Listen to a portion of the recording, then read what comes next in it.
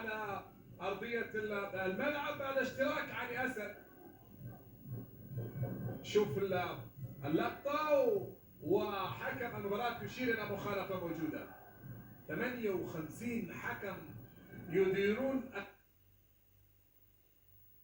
كأس الملك سلمان للأندية. على فكرة البطولة تشهد لأول مرة تطبيق الآلي شبه الآلي، وهي يعني أداة داعمة للحكام تساعد في تسريع اتخاذ القرار. لحد الآن يعني لم تستخدم في مباراة اليوم في شوط المباراة الأول.